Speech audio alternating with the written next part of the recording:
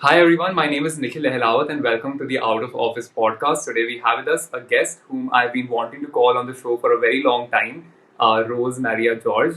Rose is the founder of Slayocials, a marketing agency that she has co-founded with her sister, and they offer LinkedIn marketing services. She's a freelancer who has worked with international clients even before she started working with Indian clients, and now she has a clientele from more than 5 continents so far, and she operates her agency virtually. A fun fact about Rose is that she talks to her family for hours daily, but she easily gets exhausted if she's on a networking call. So, apart from consultation calls, she doesn't do networking calls at all. Rose, thank you so much for being here. Thank you for having me here, Neil. It's a pleasure. It's a pleasure, Rose. I'm totally relatable. Like, when I started on LinkedIn initially, I was doing like a lot of networking calls, but it's exhausting. It is. Yeah, So I've like I think restricted that now. But let's get into it, Rose. My first question to you would be that when we spoke, previously, you told me a lot about how your childhood in Kerala has influenced you. So can you share yeah. like with the audience, a little about your childhood in Kerala and how it has shaped you into who you are today? Sure, sure. So I'm not from a metro city or something like that. I'm from a village based in Kerala. So it's like it's in Kottayam district. So I grew up around my home was surrounded by a lot of trees. Even now, it's like when I wake up, what I catch the first glimpse I catch is like of trees around here. And my father Yeah. used to have a cattle, so a small cattle farm. So all these Hmm. things made me connect well with nature, and this gave me inspiration to write almost every day. Even now, Yeah. this helps me a lot, like that connection with the nature and the upbringing that is so pure. When I interacted with peer my friends from cities, they used to tell Yeah. me like you had a pure upbringing. So Yeah. that kind of upbringing, connection with nature, it inspired me a lot to write even in from the days of since I was 13. Even Yeah. now, that connection with nature inspires me to write almost every day. All right. Beautiful. Beautiful. And I think nature definitely does have the power to heal you, to nurture you. And like it's I think Yes, only yes, inspiration you actually need or what a writer needs for inspiration. So beautiful. exactly. Right. So Rose, my next question to you is that you said that you got your hands on your first phone in the year 2016, and Yeah. I want to like know more about how did that happen and how did you navigate that learning curve of actually having a phone in your hand like in 2016. Okay, so I was a very naive kid back then, while I was Yeah. in teenage years. So it's Hmm. like I didn't feel the need of having a phone or anything like that. Yeah. On the contrary, my sister wanted to like experiment all those stuffs. I was Okay. right opposite of the same, and my friends used to tell Yeah. me like you will become a nun because of my religious upbringing and all. So I at that Yeah. point, like I joined my college and I wanted to have the phone with me.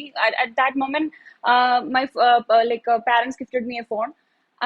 Through Hmm. that phone, I just signed up on Instagram. I thought like no one writes on Instagram, no one have a Yeah. writing account there. So Hmm. I'm the first person to have a writing account on Instagram. That's what I used to think.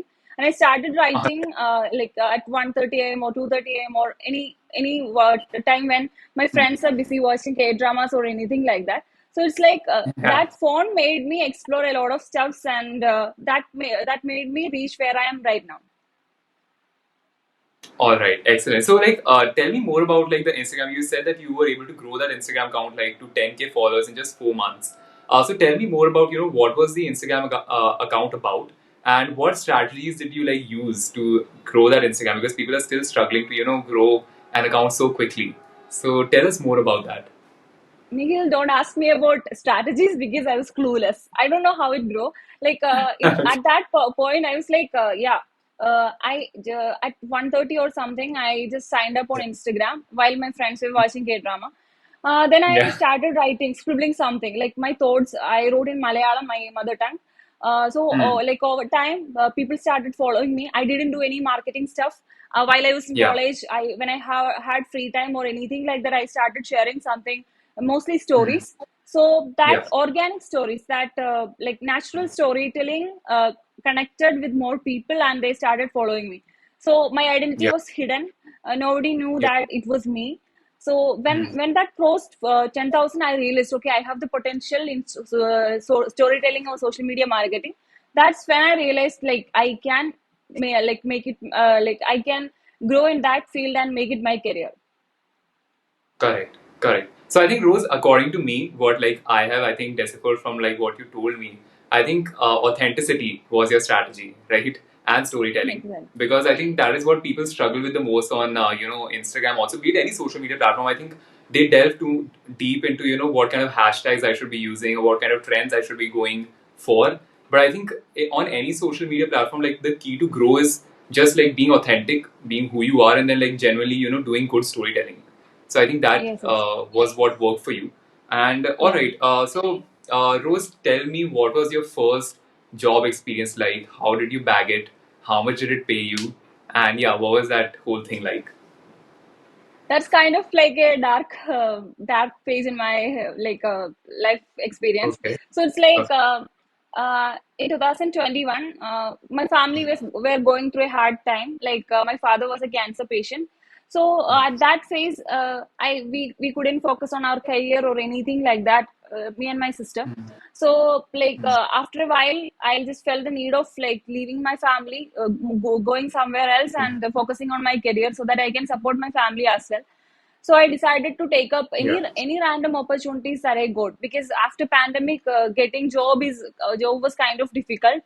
So at that phase, I didn't want to move to another state or something, because I have to be close to home. So I took up a job which I can't say it was a job. It was kind of a probation or anything like that, and I barely earned 13,000 for that. I like worked for only 18 days and quit that job and came back home. So that Okay. particular thing, I'm very grateful, though I say that that particular experience was horrible. I'm very grateful for that, because I realized, even though I was in a very vulnerable condition back then, I'm not an employee. I don't have that employee mindset. I can't be an employee and do a 9 to 5 job. I got to realize that fact through that particular toxic job experience. And from then I never Yeah. thought about like getting a job, because I got a few opportunities to move abroad and get a like job there, but I had Yeah. to refuse it, because I understood I am not meant for job. So that particular Yeah. experience came from that job experience, so I'm grateful for that. All right. All right. Excellent. So Rose, like, what motivated you to actually pursue content writing in the first place? Was it this love that you always had? And like, what was the reason behind you getting into like content writing and ghostwriting in the first place? Basically, my dream as a child was like to get locked in a room full of books. That was my dream, like to read endlessly. To I didn't even Yeah. want like food or water. So at that phase, I was too mad about reading and writing. So Yeah. later, I thought like when I grew up, I realized, okay, this is not possible. This is not realistic. So I got to know that, like, I decided that until 30 I'll be working. After 30 I'll start writing full time, because I'll be Mm. having some savings and all, and I'll Yeah. live a life like that. So that was my goal. Yeah. But when I Mm. when after the pandemic, I got to know that people are doing this thing like writing and earning Yeah. from it. Isn't it good? Like, you are doing your passion and you are earning from it. So I like thought, like, Correct. let me give it a try, like, and I Mm. started getting working on small gigs. After that, I like realized, okay, this has a lot of caliber than a 9 to 5 job. That's how I Correct. started it. So I was Mm. always like, I always wanted to be a writer, but I never Mm. knew like I can be a freelance writer. But once I figured it out, I started like growing in that field. All right. Excellent. You also have like a degree in fashion design. So what was the thought behind that? Were you always a fashion enthusiast as well? No, no, no. I have zero passion for fashion. I'm so sorry to my teachers as well as my friends. All So right. it's like I did a like mistake of not dropping out from college after 1 year. Like, my Mm. even my parents supported that, but I was kind of very hesitant because of societal conditioning and all. Because we joined a course and you are dropping out, so that thing, that I did that mistake of not dropping out. And even now, right now, when I get fashion related gigs, when I'm told to write fashion related stuffs, or like do the branding of a fashion enthusiast, I kind of like say no to that, because people expect me as an expert in fashion, but I Yeah. know nothing about that. Like I have zero skills, or I don't have the actual skills needed in that particular area. So it's like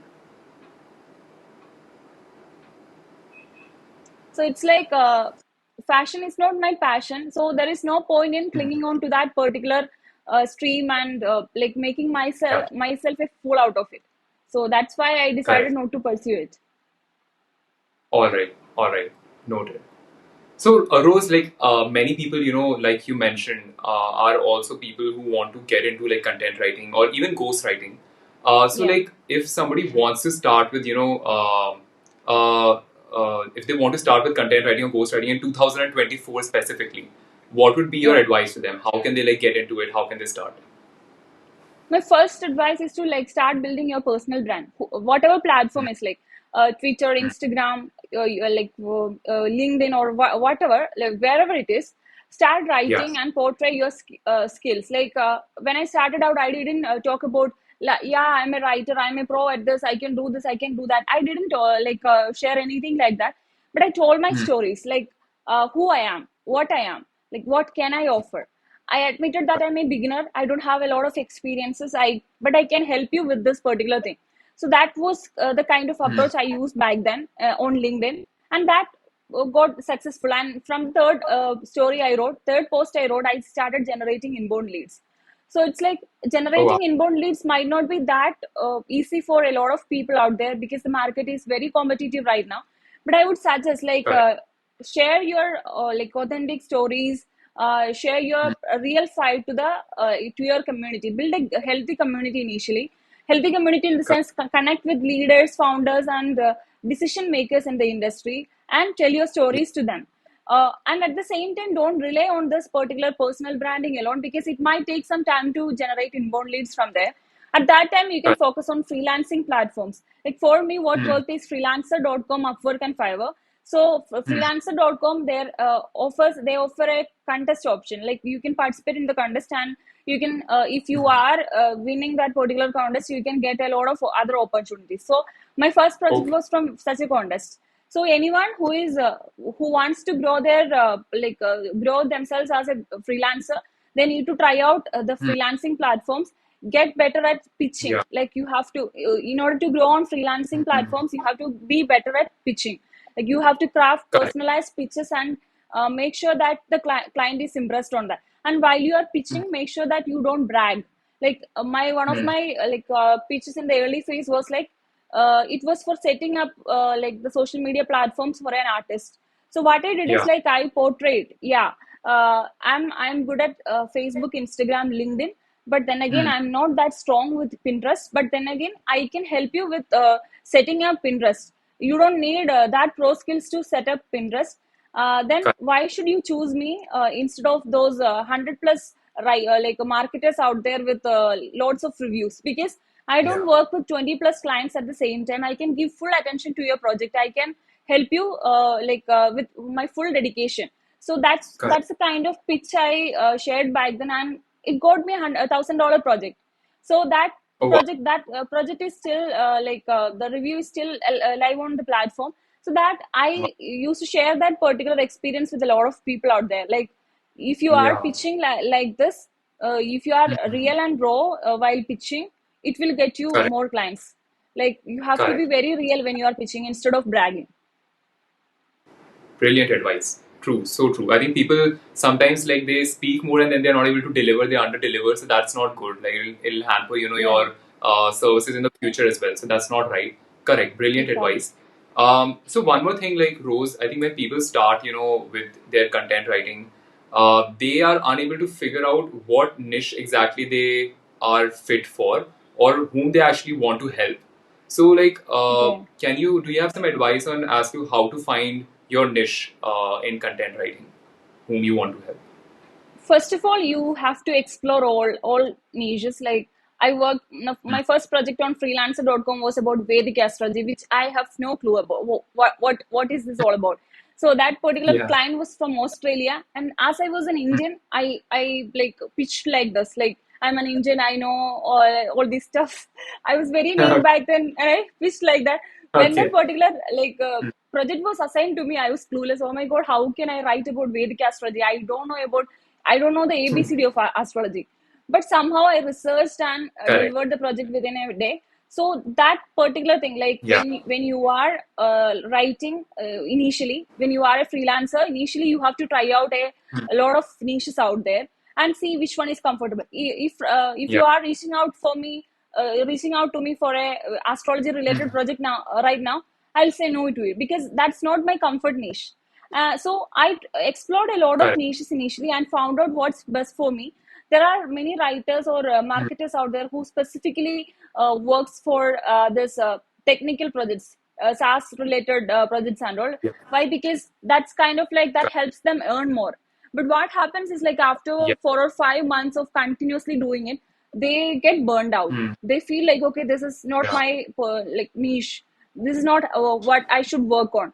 So money shouldn't be the first priority while you are niching out. You have to like get to know what's your comfort niche. You have to get to know after experimenting. That comes only after experimenting. You can offer trial projects or let's say work on some projects with like economic pricing to figure out which niche is best for you.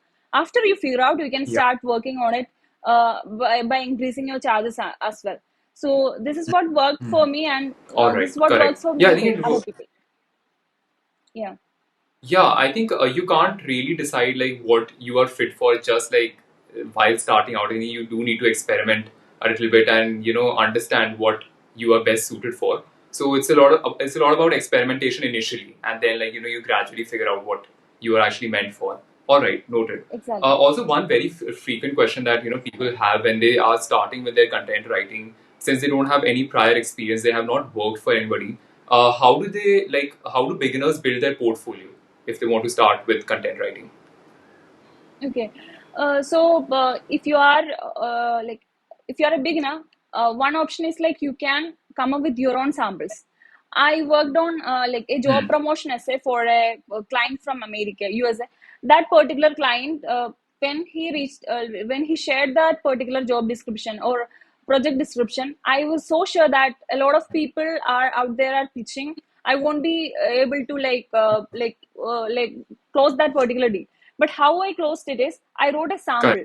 I wrote a sample based on the project description, and I shared like half of the letter I wrote to him, and I told him like, okay, this is how I'm going to craft. If you are impressed, I'll write more.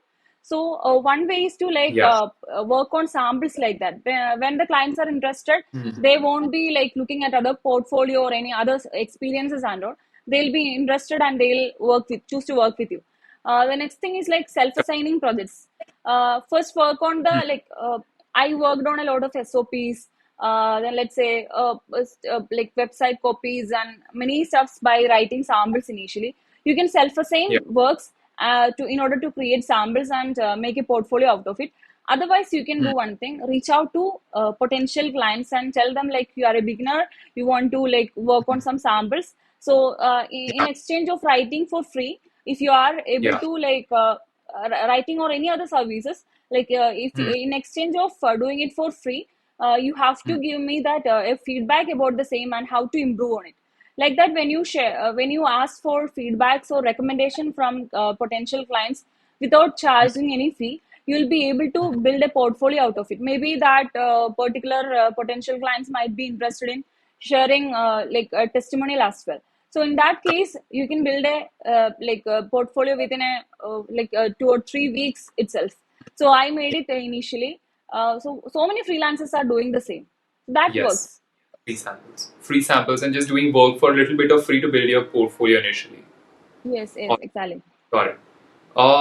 Also, like people ask that when they are starting with content writing, what are the essential skills that a writer needs to have in order to make it? So, do you think there are a couple of skills that that are essential to every writer out there? Yeah, yeah. So many people have this thought, misconception like only writing is required to become successful in writing. But what Hmm. I found, like my personal win was all because of this reason. Like I was good at writing. The second Hmm. thing is like I was good at marketing. I got used to Hmm. marketing for many years, even though I was Hmm. monetizing it. So I got to know, okay, this is how I can market myself as a writer. I knew it. So the one of the most essential skill that a writer needs to build is like marketing themselves. They need to not Hmm. themselves, marketing their services. Like they have to like show that they are good at this writing. That particular thing should reach their Hmm. target audience. So marketing should be the secondary skill. If primary skill is writing, marketing should be the secondary skill. Then comes the tertiary skill, which is communication. Yeah. You have to communicate efficiently with the clients. Hmm. So many freelancers have this particular skills like writing and like marketing, but they fail at client retention and so on because they're not so good at communication. Correct. You have to listen actively and to Correct. like communicate effectively with your clients in order to retain them. So I think like it's a mixture of all these things. Yeah. And when you are a freelance writer, you have to do a lot of Hmm. other tasks. Like you have to be good at like managing your finances, and a lot of other stuff also comes into play. So it's like it's you Correct. have to be an all-rounder initially. Before building a team, you Yes. have to be all-rounder. So all these skills are necessary in order to become successful as a freelance writer. True. Agreed. Agreed. Because I think when you're a freelancer, you're like essentially a solopreneur. And being a Yeah, solopreneur, you need to like from marketing to sales to your services to management of your clients. Everything is on you. So it's not only exactly. writing, but it's a bunch of other things, right? Agreed. Yeah. Agreed. Like Rose, if somebody wants to like immediately start like from today their content writing journey, what platforms do you think are the best suited for like such a person, like to immediately start, getting work for their like content writing ventures? It depends. Like if they are good at like pitching, let's say if I don't want to mention it, like in 2021 when I pitched, that was my first experience of pitching. But Yeah. within the first ten pitches, I go to work with a client. Like I signed up Hmm. in the last phase of like May, and within Hmm. like 1 week I closed one deal and worked with that client. So it's like pitching will naturally come to you if you are good at writing. I've been writing for many years before that, though I Yeah. didn't monetize it. So if you are a writer who is used to writing since childhood, you might Hmm. be able to craft great pitches. So if you know how to craft great pitches, it's just a matter of Hmm. like 1 or 2 or 3 weeks in saturated freelancing platforms. You can obviously beat the Correct. other like experienced freelancers through your customized Hmm. proposals. But when it comes to LinkedIn, Hmm. my experience was that I generated lead from the third post I shared. But what Yeah. happened is like that particular lead was not up to the level. Like I couldn't retain Hmm. that client because they had budget issues and stuff like that. So it was not a quality lead. So in order to Correct. generate high quality leads, you have to at least create content consistently for 1 month. This is what I observed at that time when I started out. So Yeah. if you have like one of the strategic approach should be like you have to build your personal brand through platforms like LinkedIn or Instagram. At the Hmm. same time, you have to like work on freelancing platforms by pitching the clients. This is the ideal Correct. approach, I guess. So, Hmm. if in case you are fed up with the pitching on freelancing platforms, you can come actively to the Instagram or LinkedIn and work on the content marketing very well and generate inbound leads from there. So, but you Correct. don't have an option to do that when you rely solely on LinkedIn or Instagram. So, Hmm. like it should be a mix of both. Correct. All right. Okay. Okay. Okay. Also, one more question that comes to mind, Rose, is that initially when people are starting, or even like once they are into the field for a while, they are confused about how to price their services. So, what is your opinion on that? How do you come to know what is the correct pricing for whatever service you're providing? How did you come to know, and how can people come to know how to do that? This is actually like very, yeah, this is a hard question. Yeah. A lot of freelancers reach out to me in order to know about the pricing, but I would say Hmm. like the pricing is different on based on the like demand that you have in the market. Like if you are a Hmm. service provider with a lot of demand among your target audience, you can charge Hmm. high. Like Hmm. obviously you would be offering value a lot more than compared to the beginner freelancers or others, because that's why Correct. you have demand in the market. So based on Yes. the demand, you can charge it. Like you can research on the industrial market rates, industrial rates pricing through Googling or anything like that, or Yeah. like by discussing with other creators.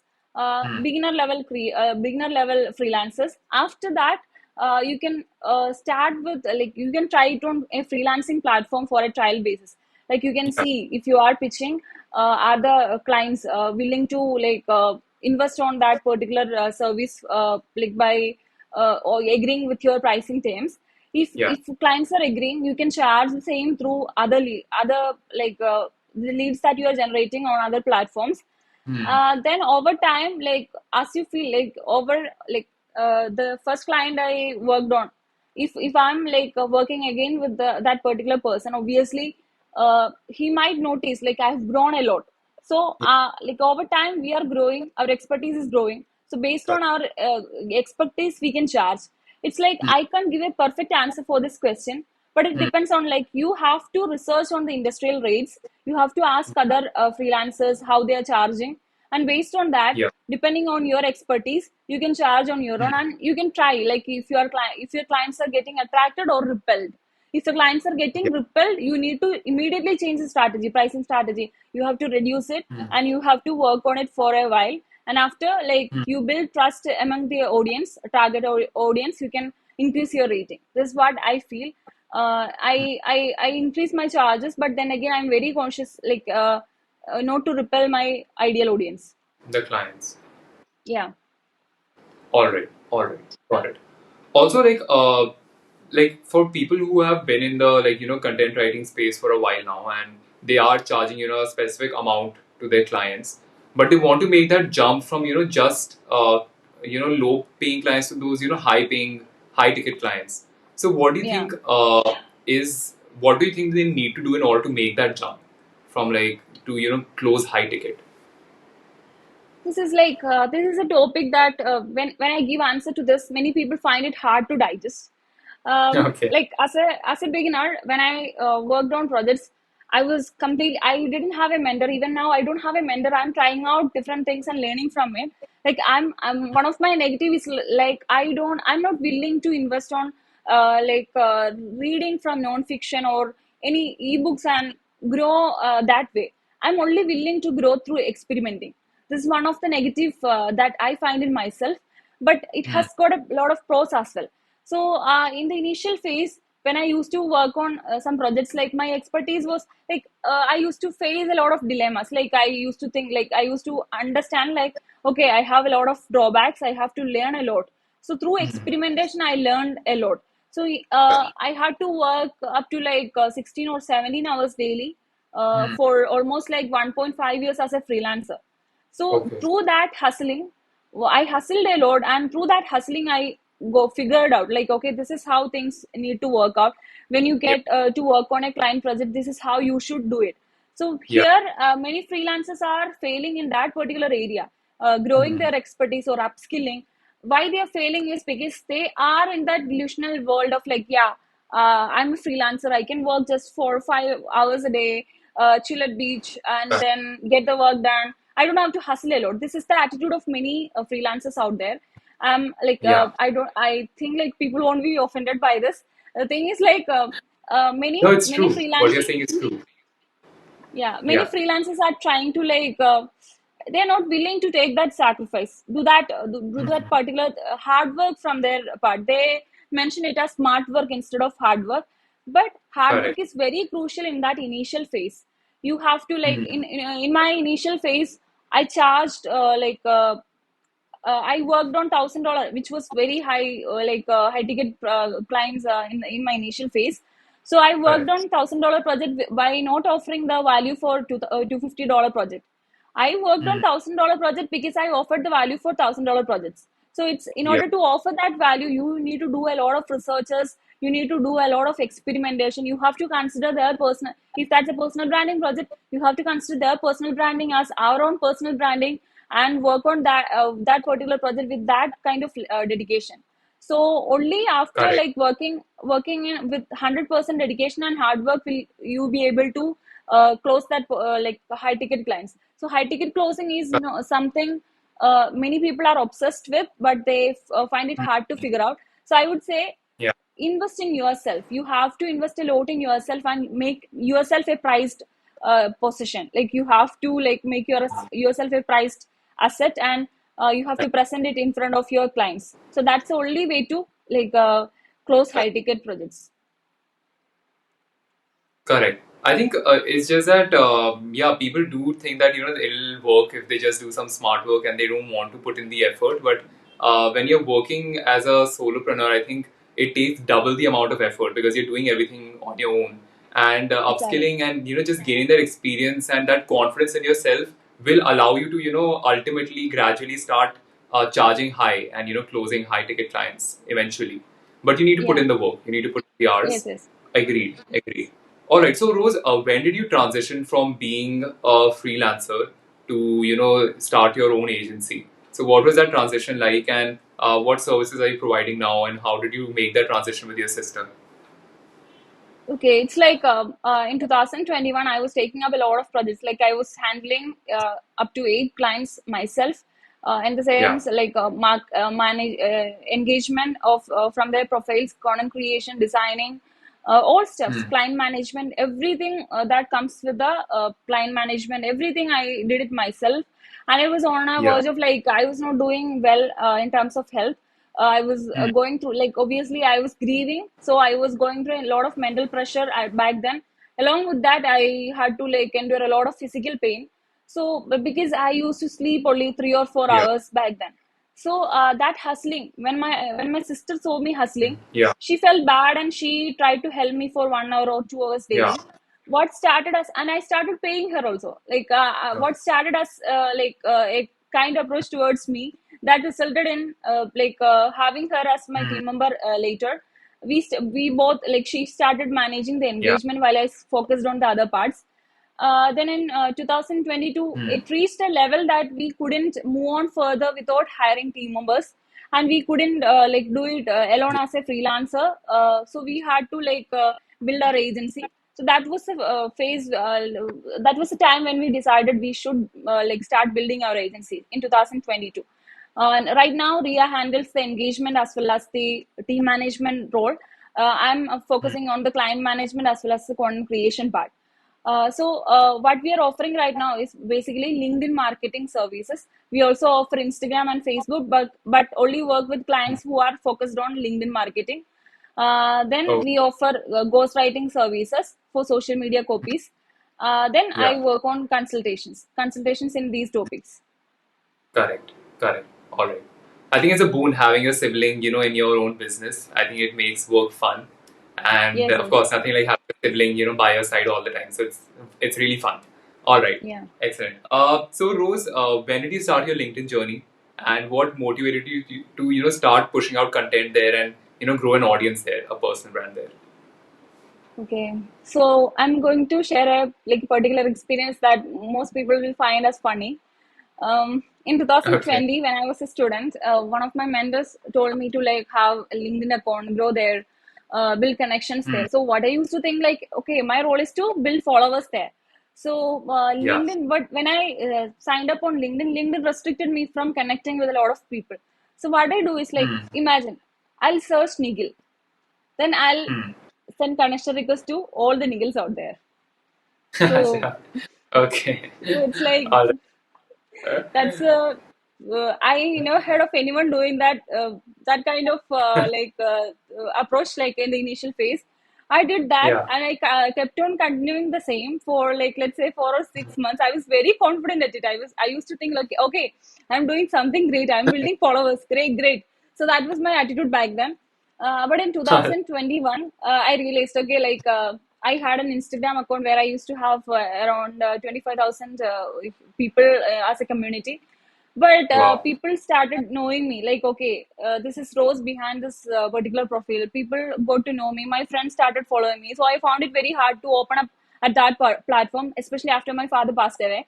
So while I was grieving, I Correct. decided to find a platform where I can share my thoughts, my journey, my grief journey, Hmm. especially.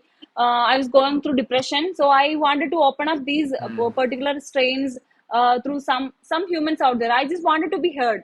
I was talking a lot to my family, but Yeah. then I wanted to be heard from some other people. But I can't open up to my friends as Correct. well. So at that phase, LinkedIn. Already I had a LinkedIn account. Then I thought, why shouldn't I open up here?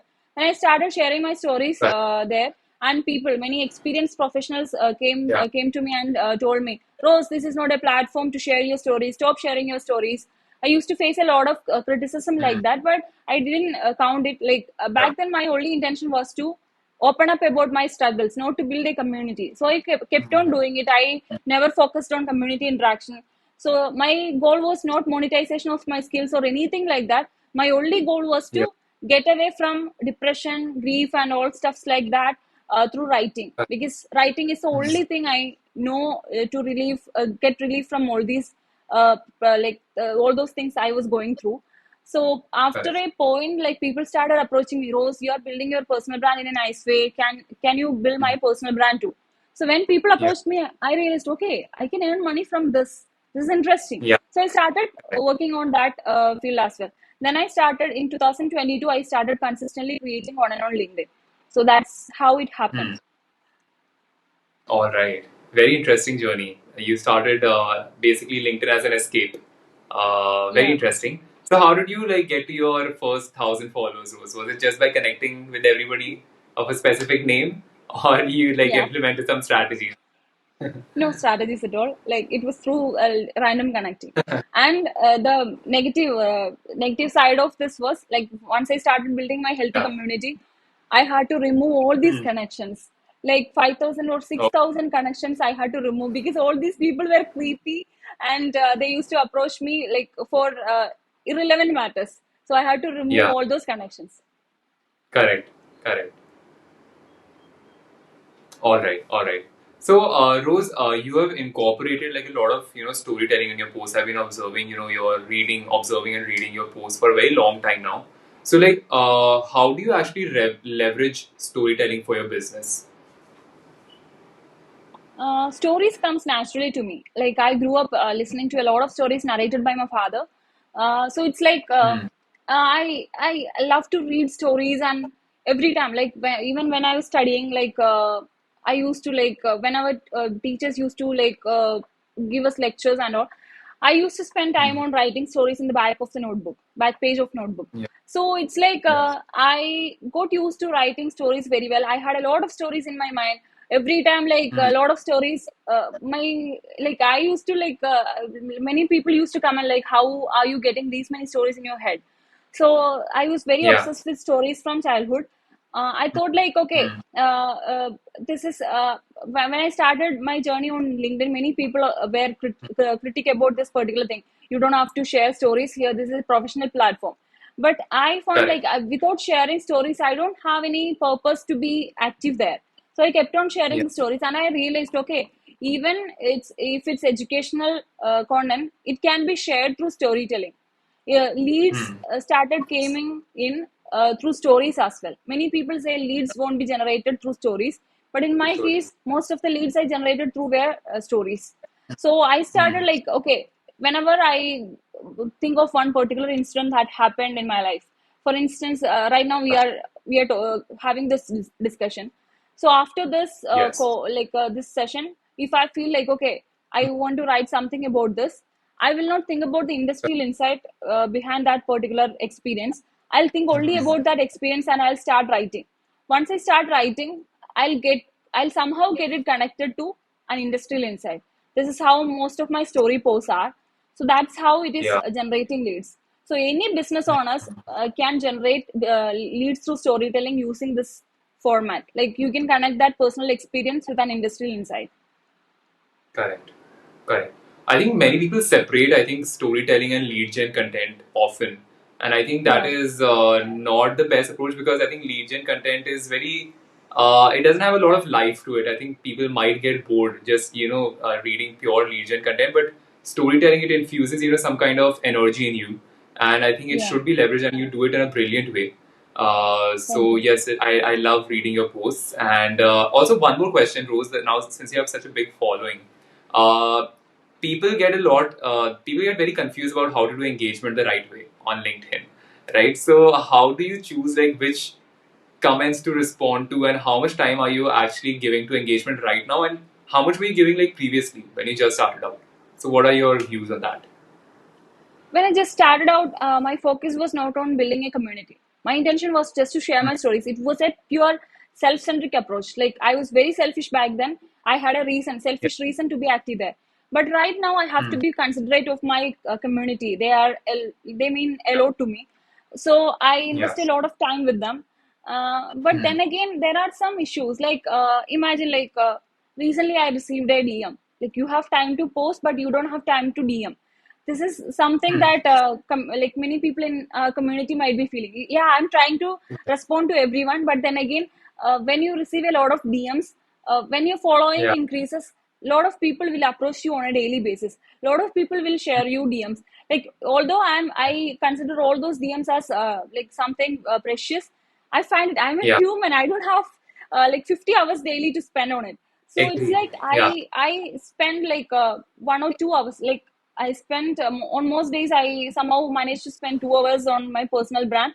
This is how, like in between all Mm. meetings, I spend like 5 or 10 minutes on engaging. Like I actively respond to like comments I receive on posts, but then again I Mm. struggle with responding to all DMs.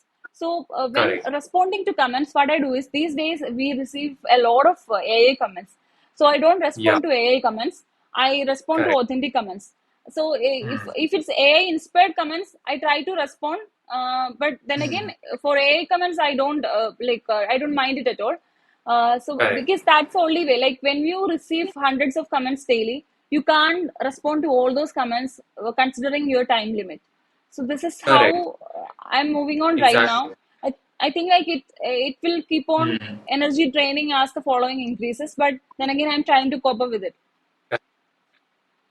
Correct. No, and DMs are just exhausting because like it's not just that you respond to one comment, it's like a conversation. And like Yeah. conversation requires time, requires energy, requires effort. So like DMs are a whole another level of like challenge only altogether.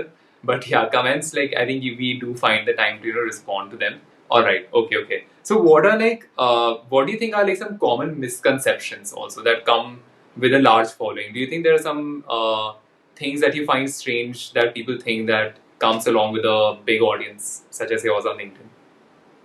One thing is like many people have this assumption, like active creators with larger following, they might be very they might be available to the audience every time, because Hmm. this is one of the misconceptions that many people have. So they Hmm.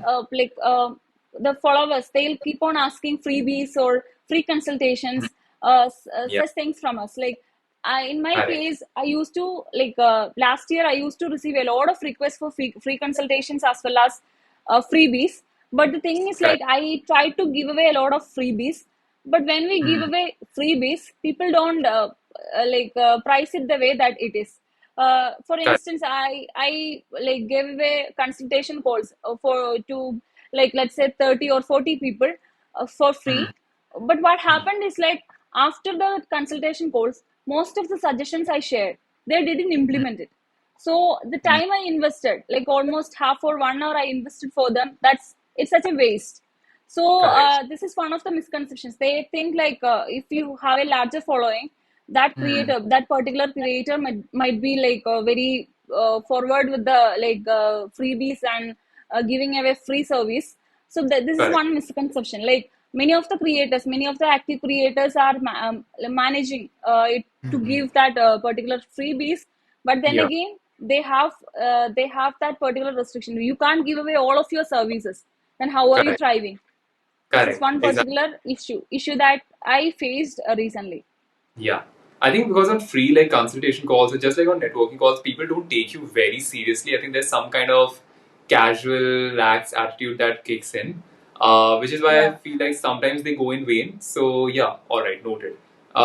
But also like apart from like, the misconception, what do you think is the best thing that has happened to you with the amount of audience and community that you have right now on LinkedIn? Okay, just like mentioned before, like I was going through a rough phase in my life in 2021. That was a bad year in my whole life. Hmm. For me, the biggest transformation is not building an agency or earning something pretty well. Yeah. But for me, what mattered to me a lot is like I came out of that depression. I'm like Hmm. even though even right now I'm like grieving the loss. I feel like I am able to like go through it. Like earlier, I used to feel like how would I survive? I don't think like I can move on. This used to be my thoughts, but right now, every single day, people mention me as their favorite creator. People mention me as someone who offers value. So many people say that they get inspired from my stories. So Yeah. such when I go through such experiences like others shares, I feel like Yes. I get empowered and I easily came out of that depression phase through this community building. This is one of the greatest blessings I had through building the community on LinkedIn. All right. Beautiful. Excellent. Excellent. So, Rose, I think we can now move forward to the last phase of this session of our podcast, which is a rapid fire round. It is Okay. so that the audience and me we can know you a little better. So, are you Okay. ready for the rapid fire? Yes, yes, I'm a bit nervous, but I'm ready. All right. Excellent. Okay. So, the first question, Rose, is that if you could go to any one place in the world right now, which place would it be? You mean tourist place? Yeah, any place that you want to visit that you have felt like visiting for a very long time. I have this particular place in my bucket list that is Japan. I promise to go there with my friend once we are able to.